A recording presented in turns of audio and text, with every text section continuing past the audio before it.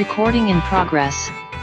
All right. So you have to schedule the podcast, you have to hit start on the recorders, and then you have to have the conversation. Those are the 3 easy steps for podcasting. Just wanted to throw that out there for everybody. Now, I realize if those are the only 3 steps I do, no one's ever going to hear it because I won't actually make it. So now I'm questioning whether or not there are 3 easy steps to podcasting. And maybe that questioning process of 3 easy steps to fix a problem has been in my mind for some reason. We'll get into that. If only I had some experts to help me with that. Oh, wait.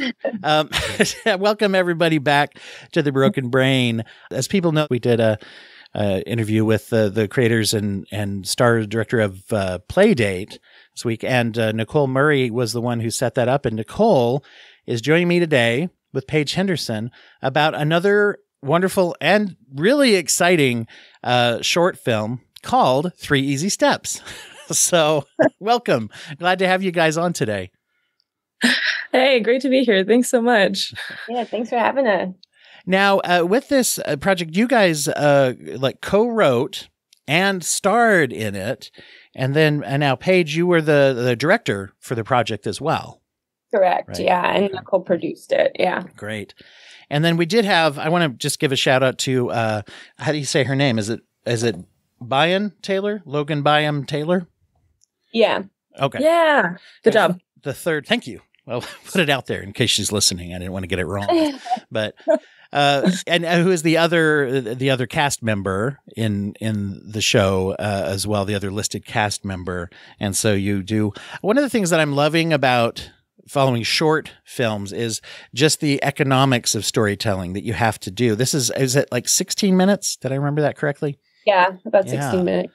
And the way to say we've got this many people, this much time, whatever resources, and to tell a really self-contained story that is really powerful, that impresses me quite a bit, especially in these days where people are taking,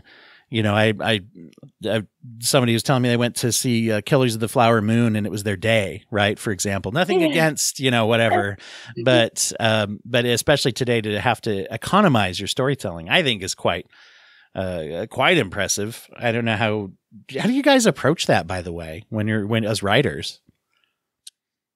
I think something that's really important to us and something that's we've been really inspired by seeing other short films when we've gone to festivals is the idea that a short film isn't like, oh, I didn't have the time or money to do the feature, so I'm going to do a feature in just a shortened version. It's own art form.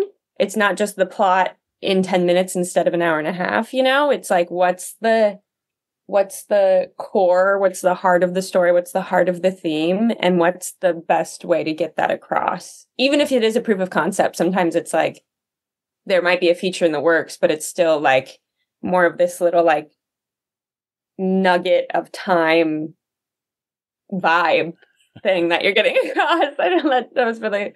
No, very cool. That's how I felt watching it, is that, it tells a really whole story and is compelling in the way that, frankly, there are much, the timing is less important to me, as far as how long something lasts, but you guys really nailed. Yeah, I felt like you really nailed it. And, thanks so much. We'll get into now, Nicole, your character's named Jane. That's all we ever know her as.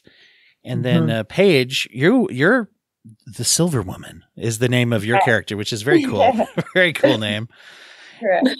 And one of the things I wanted to mention up front is that the term ADHD I don't think is ever used in the film, but I think I'd be hard pressed to say that it's not there. Yeah, the Logan Byam Taylor's character says it one time, but it's kind of actually, I couldn't remember if she said it. Yeah. Yeah, she says, I know you don't think it's ADHD, but it's when the sensory overload has already started kicking in. So it's like kind of in the background, which is kind of the point. Jane's not paying attention to it, But yeah. Yeah.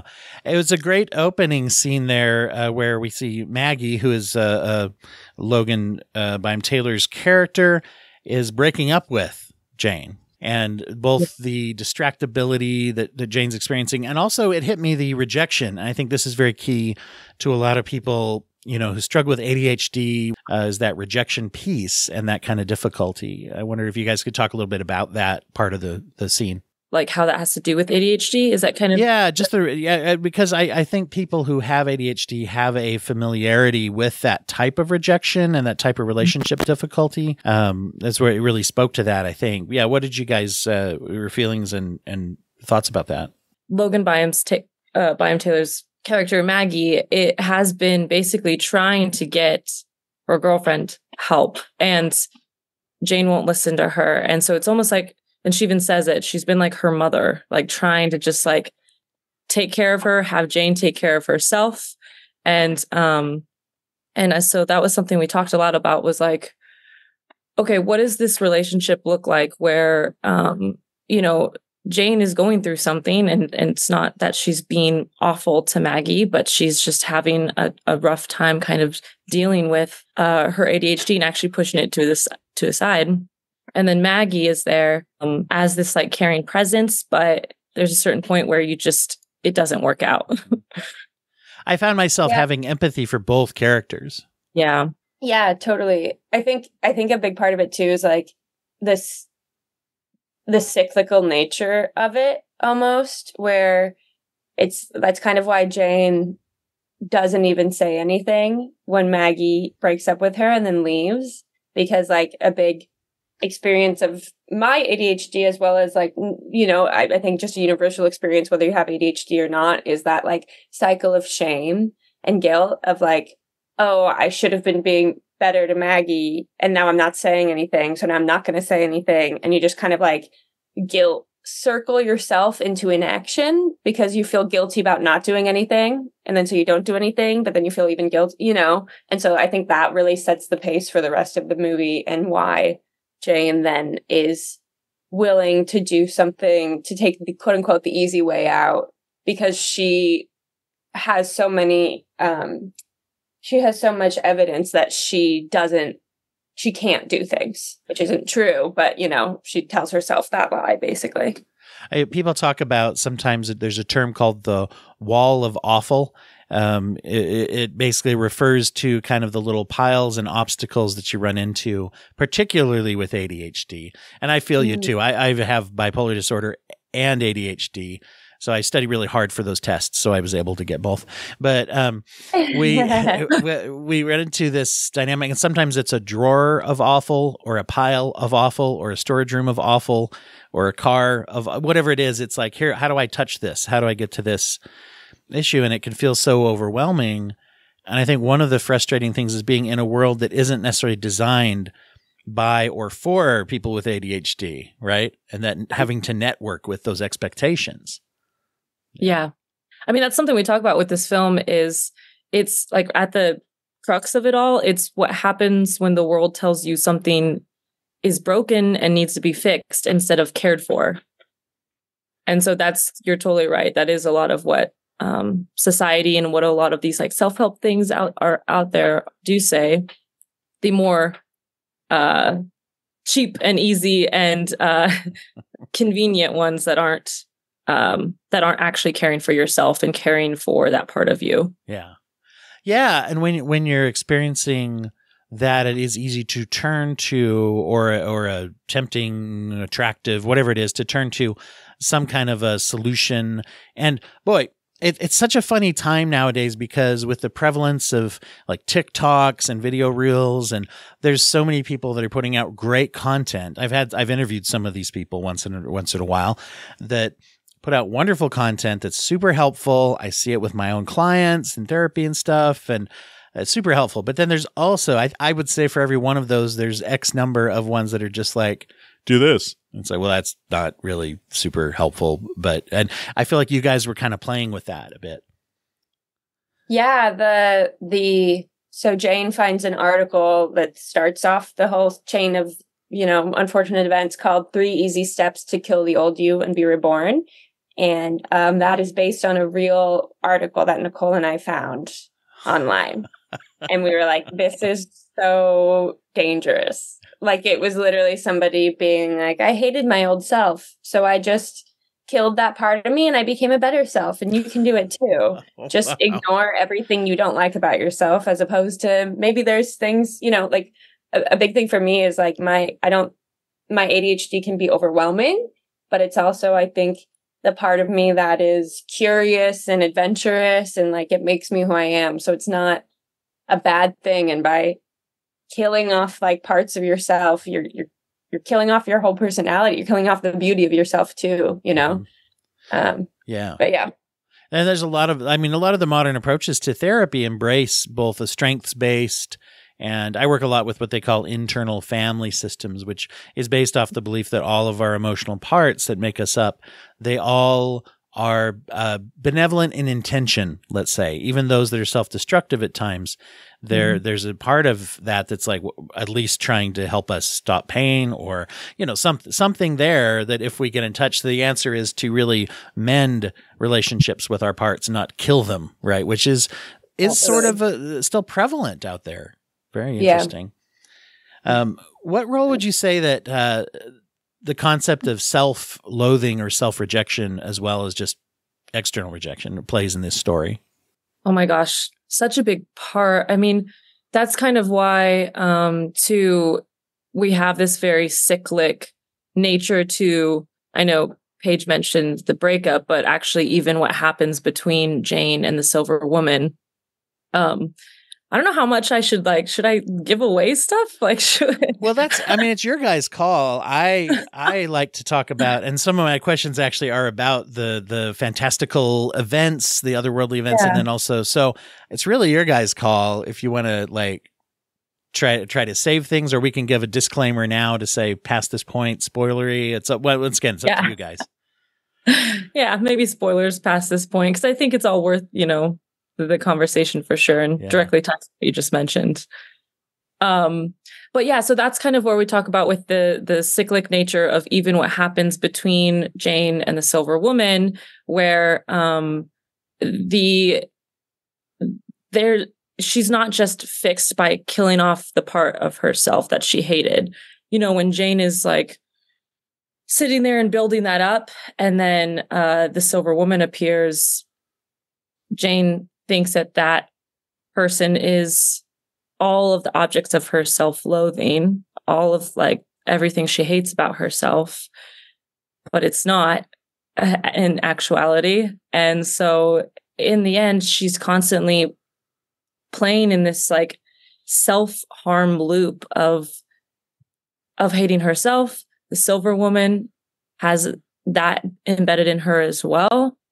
And so nothing is ended. In fact, it's just a very brutal cycle of stabbing and blood and another bloody hand coming back. Yes, and awesome, but also very, very intensely. There's a jarring element, obviously, to this, right? That's, I'm sure, intentional, meant to be. But when the Silver Woman, I'm very intrigued by that character, because here's Jane. She's out in the woods, and I love, by the way, her checklist, which is not a bad checklist, but it's one of the most kind of generic self-care, kind of do a new skill, go camping, and I by the way, one of my favorite little dynamics or gags or whatever you want to call it in the film is how you and that character keep going I'm going to count it. This one counts. That's fine. Crocheting sucks, but I'm going to count it.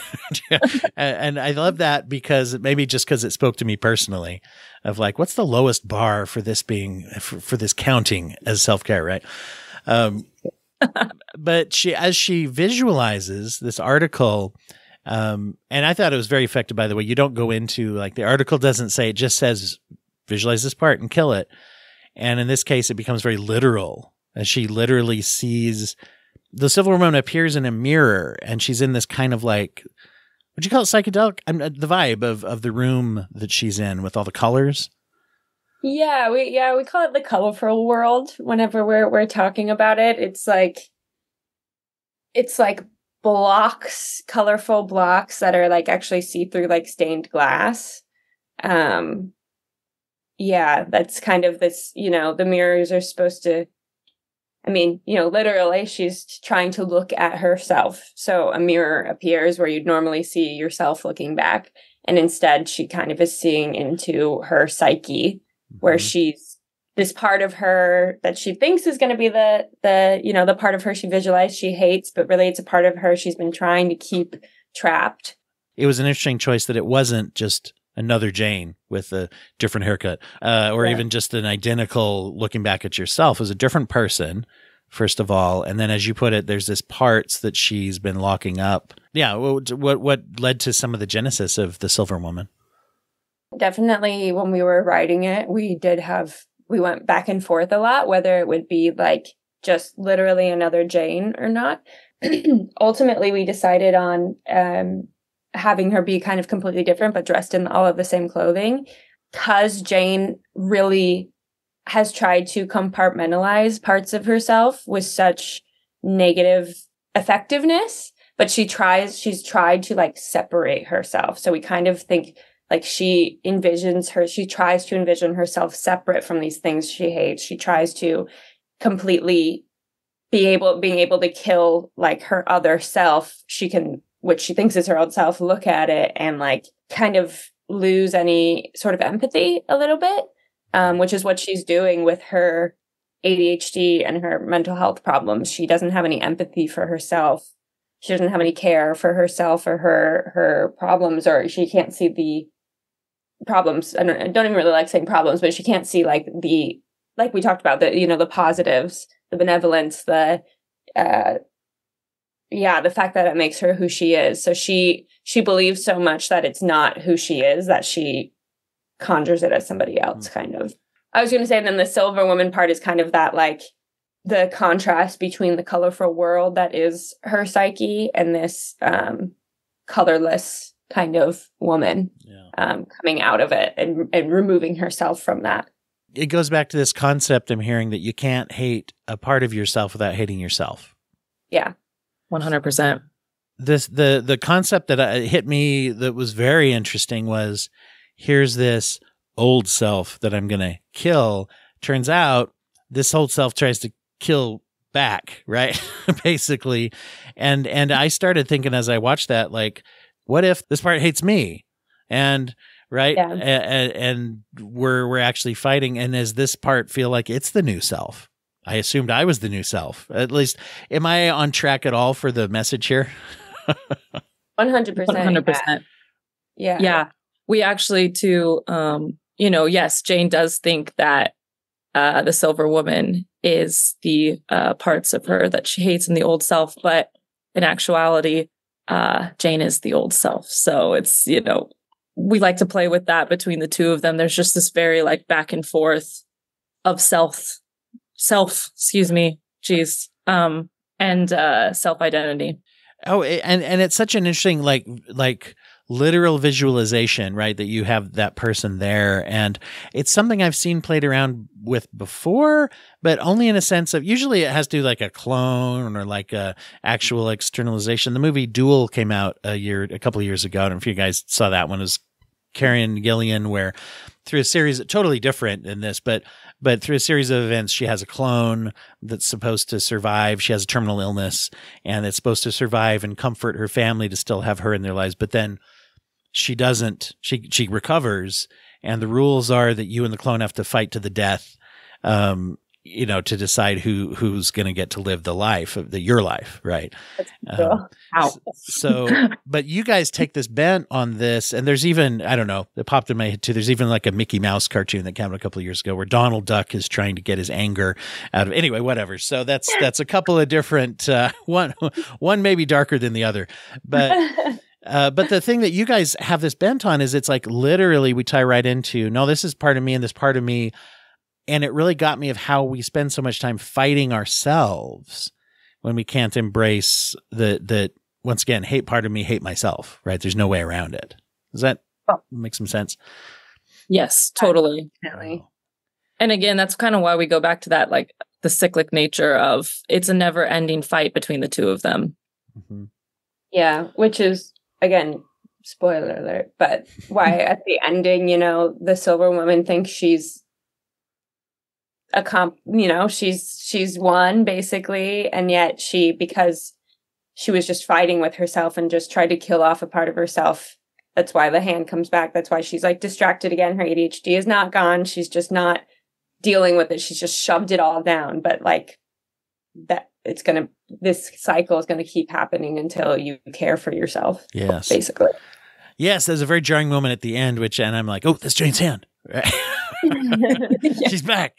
And I love that you wound it up in the diner too, where she's there. And I'm curious, the Silver Woman seems to have a feeling just about, oh, look at me, I'm different. I'm freewheeling, smoking in the diner even, right? There's this little element of that. And I wanted to ask about that moment where the Silver Woman then, before the grab, starts to notice the fingernails and how she's hyper focusing, and she looks very. You do this nonverbal. You're acting with your face there, and it looked concerned, like uh-oh. Yeah. Well, again, it's like that callback to that first scene where Jane is having, sensory overload.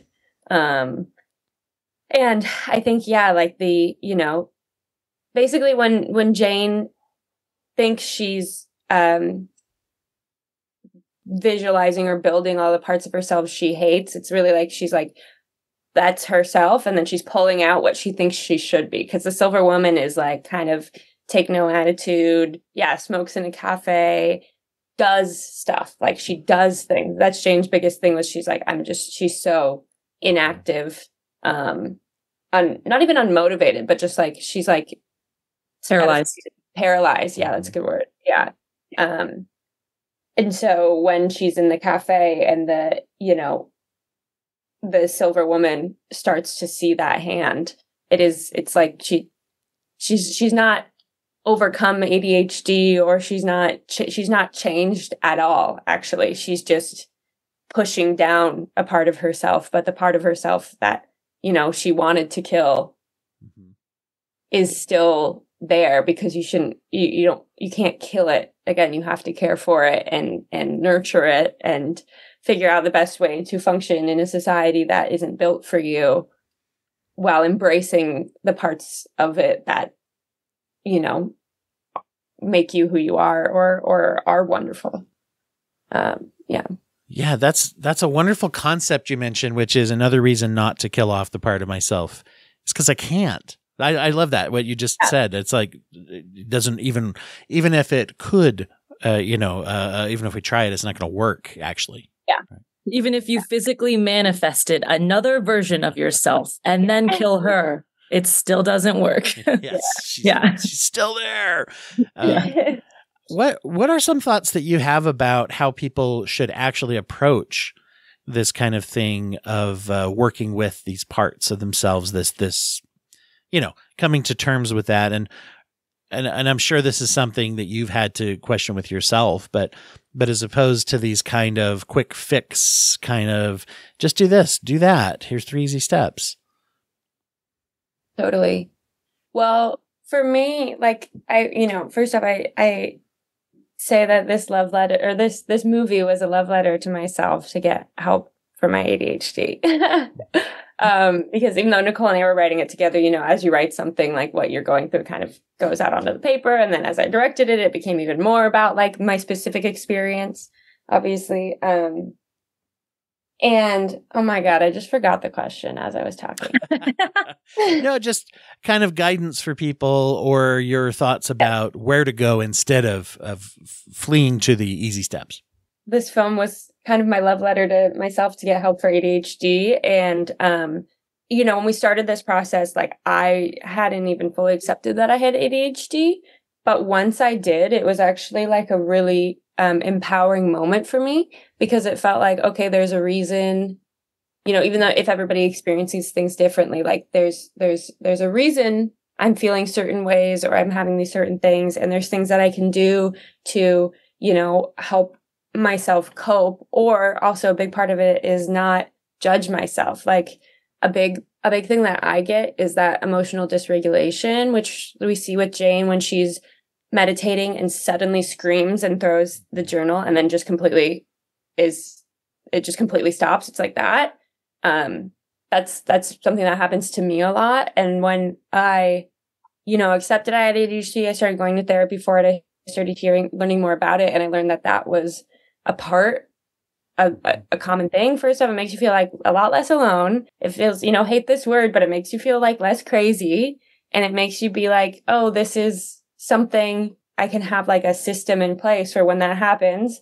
Just like take a couple of deep breaths and know that it's going to pass and know that it's something that my brain did and not something that I need to be like, feel guilty over. As I'm talking about, I think that's a big part of what just even acknowledging something or labeling something, even though we all experience it differently, is for me in this sense is like, I feel like a lot of the guilt over myself has gone, and it's been more of like, okay, how can I approach this now in the best way? And women, like, I'm sure it's an incredibly common thing for women to be either misdiagnosed or not diagnosed with ADHD and often get treated for the symptoms. They get like anti-anxiety medication and antidepressants, but like you're not actually treating the ADHD at all because, like everything we use our basis of the norm as what the male experience of ADHD is. And it looks so different in women. So yeah, I just think that there's so much power in acknowledging yourself and in having words to describe what's going on with you so that you can look at it, with more empathy and almost also as something instead of as like a nebulous, these things are quote unquote wrong with me. That was a long-winded answer. I loved it. And you saw ADHD there was in action. People are pretty comfortable. If they're repeat listeners to this show, they're pretty comfortable with that. They're with me as the host. So, a lot of vulnerability built into this story then for you. Did that come up for you in any particular process more than others, like the writing part, the shooting, now that people get to watch it and see that? For me, this was a love letter to myself to get help, but I didn't, when we were writing it in pre-production, it took a while, and it was actually maybe like actually shooting it that I was finally really able to like go to therapy once a week. Like I had accepted I had ADHD, which was helpful, but something that's like quite interesting and is very vulnerable feeling is that during pre-production for this, like the month or two before we shot, was experiencing like the worst ADHD of my life. And I was really in a really, really like self-deprecating, guilty, shameful way. Like, and it was this weird experience where I was feeling, guilty and shameful that I couldn't get this shot list done when it's a shot list about learning how to, embracing yourself and being okay with your problems and learning like, okay, if I'm having a really bad week, then I just need to maybe I need to take a break instead of trying to force myself through this. But so it was kind of a really interesting dynamic, made for a lot of inspiration for the film because there were moments that came to fruition during that time for me because I was experiencing it to its most heightened degree. And so there's like elements of the film that are from that. Yeah, it was like kind of a shitty time. Did that inform your approach then to how you depicted Jane and the silver ornament part of her? Yeah, definitely. I mean, even like, even that moment that I was just talking about where she freaks out and throws the journal, I think in the first couple drafts when we were writing it, it was a little bit more tame where she's just like, it's more of a quote unquote, I don't want to say normal, but like freak out. Mm-hmm. Whereas I was having a lot of those moments and they were getting like really up and down bad. And so I like when we were working on it, to Nicole was like, let's have this be like a really, like, I want you to feel it like it's like this crazy up and down, like, and she did, she took that in and did it really well. And I think she did it in a way that for me, like really, I really feel it. And something that's big to us too, that when we were writing and just became more and more prevalent while I was dealing with that was like the genre switching is supposed to kind of mimic that emotional dysregulation. Like that moment again is, it's kind of funny when she's, to your point, they're like going to count that. It's like funny that she's messing up and she's being like, the sun in a kind of a funny way. And then all of a sudden it's not funny at all. Yeah. So it definitely informed a lot. And I think just was like, able to deepen and hopefully portray those experiences, because I was maybe being like a little bit before that experience, I was maybe being a little bit like softer in my approach, if that makes any sense. Oh, no, it makes a lot of sense. And I think that showing that change to where it's like, oh, this can be, and externally, oh, funny, goofy, and then it's like, it's not. I love how you depicted that, and how you describe it. I felt it when I saw that. Nicole, what was it like? How did you approach depicting that to show that kind of switch? Like, yeah, so I actually don't have ADHD, and so Paige and I had a lot of conversations around it. We joked that, you know, in our writing process, it was my anxiety mixed with her ADHD, and then together, you know, here's this beautiful creation. But so I actually did a lot of like interviews with people in my life who have ADHD and their various forms of it. You know, one friend had more of that kind of sensory experience. Another person kind of more of that hyperfixation. And then, of course, Paige and I, as writers, as creative partners, but then also as director, actor, talked a lot about the different experiences Jane was having within her ADHD and her emotional experience, like how they were wrapped together. And it was great. And I do want to say too, from like someone who doesn't have ADHD, I learned so much about my friends and the people around me, and just understanding, like having space for people's kind of different ways of going about things, or if someone needs a break or whatever. And same here for me, but it was really cool understanding, like getting really to the depth of like Paige said, like, you know, what you are feeling when those emotional times happen, or what is that hyperfixation, and it's not that you're not listening to me while we're talking, it's that you're having a different experience, so let's talk about that. So it was a really awesome way to just be like, to really I don't know if broaden that community is the right way to put it, but to like just grow deeper with people and take that further into my everyday life with people who even aren't my friends, just having so much more of an understanding of the different experiences people are coming from. Because you both said it, and it's true. This society isn't built for the unique experiences of people. And so trying to create a space where I can help build a space for the unique experiences of people, and even have a great deeper understanding of my own, was a really lovely experience. Yeah. And it's funny, as you say, that empathy is such a big part of the story you're telling, and also the solution to these kinds of things is like in that first scene, once again, having the empathy for Jane. She's getting dumped and not really, it's not her fault, right? At the same time, it's not Maggie's fault that she's burned out either. And as you're talking, I'm forming sympathy even for the Silver woman, who from Jane's perspective is, you know, the villain of the piece, I guess you could say, but she's like, stop locking me up, right? I at least, yeah. So I wouldn't like being locked up, and especially not if you're going to pull me out and kill me. Or maybe that also would be cause some resentment. Maybe just a little bit. Yeah. Well, yeah. And like, you know, we also talked about like, the universal experience of, you know, people not getting the help they need in whatever form it is, ADHD or not, and the shame that stops you from doing so. Again, you know, there are so many wonderful things in our society that helps, you know, that there is help out there, and there's really like,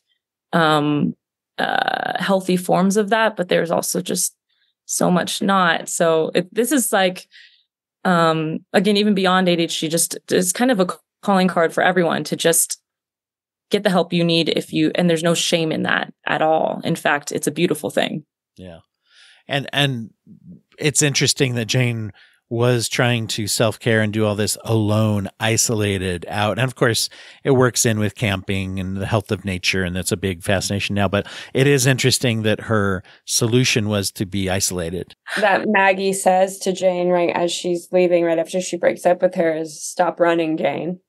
And then Jane runs to the woods. And then at the very end, the Silver Woman says, "Stop running, Jane." And like, there's kind of this moment that we played with of like, if Jane would have not turned around and ran, she might have survived. Because if she just stood up to the Silver Woman and was like, "I'm not going to run away," when she turns and runs, that's when she gets stabbed.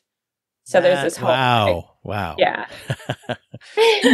This is great. It's a great story and a great visual depiction of, as you put it too, it goes beyond just the ADHD into all forms of self-acceptance, self-empathy, and that type of relationship we have with ourselves and with our different emotional parts that are there. So the film has been at Queensland Film Festival, New York Cinefest. So you're making the film festival circuit and able to share it with people there. Do you have any idea yet of when and how people might be able to see this if they're not able to get over to a film festival? Not currently. We're like, we just premiered about 2 weeks ago. So we still have a bit to go in we're hopefully in our festival run, but eventually it will be, we'll post it on our YouTube account, our production company, Svelte Productions YouTube account, but it might not be for another 8 months or so, just given. Yeah. And that's my ignorance of the distribution process, but tell people again, what is the YouTube channel name of your company? Yeah. So Svelte Dog Productions, Svelte, like the SVELTE. Because people are always like, what is that? What is that word? I actually didn't know when Paige first said, "Let's be Svelte Dog Productions." I was like, what was that? I like that. How do people follow you guys? Is that the best place to go to follow you guys and what you're going to be working on and doing? The best place would probably be our production company's Instagram account, which is Svelte Dog Prod. At Svelte Dog Prod. And then there's links there too to the YouTube. That's probably easier to go to that. And YouTube, website, all that jazz. Yeah. It's nice to have a centralized port of call for everybody. And yeah, that's nice. I struggle with that myself, doing that. I always like to ask everybody before we go if there are any kind of community methods of giving back, a charity, a nonprofit, or just a cool practice that you believe in that you'd like to share so people know about it. There's an organization called Food Not Bombs that is in a bunch of cities and towns all over the world, and it's a really mutual aid based organization where you make food and then distribute it to your unhoused community. And it's all vegan food, and normally happens once or twice a week, depending on the area. I know that there's a couple in LA, there's a couple in New York as well, and I know that there's some all over the world. So, cool. Yeah, that's something that I've been doing, and a great way to be not to be engaging with the community in a way where you're helping each other, kind of. Gotcha. We also both volunteer for an organization called Film Fatales, which advocates for parody in film. And so more even just kind of from the standpoint of learning a lot more about, the different communities and how to create further parody and really championing authentic storytelling is something that we're really passionate about. Wonderful. And such an important thing to get it out there, as evidenced by the project that you guys have made. I want to take a second just to also thank you guys for putting this out there, because I think that it not only is it super cool, but it promotes real principles that I believe are going to be the principles themselves are what is working for people out there. But the project that you've made is something that, as it gets out there, I think everybody who sees this is going to be better for it and move forward with more of that empathy for themselves, and also maybe ways to network with others in their life, whether they're more on the neurotypical or ADHD side, the network that we have with our partners, spouses, friends, kids, and all of those things. So thank you very much for not just being here, but also for making this film. Really, really meaningful. And yeah, like you said, we hope people feel seen and less alone, or see, to your point, their friends or partner, and understand them a little bit more. Nice. Yeah. Great. Well, as we go, I just want to say one quick thing to the listeners. This is a shout out you're hearing on each episode. In the month of May, the Broken Brain podcast is focusing on promoting the YWCA of Nashville, Tennessee, and their work with both shelter and outreach programs for family violence. You can go to YWCA Nashville.com/donating if you want to get involved. And one of the coolest things they have there is an Amazon wish list where you can buy something on there for even just a couple bucks. And you'll know that as soon as it arrives at that location, it will be helping victims of domestic violence and their children to help them right away as soon as you do that. So that's something we're focusing on for the month of May, as well as if anybody ends up joining our little patron group. If you join in this month, then 50% of your donation monthly will go to the YWCA, either in the form of purchase things or just directly to them until the end of 2024. So just a quick little plug for that, our little service highlight, community highlight for this month. All right. Well, once again, Paige, Nicole, thank you so much. And great luck with the festivals. Yeah, Thank you. Appreciate it. This was fun.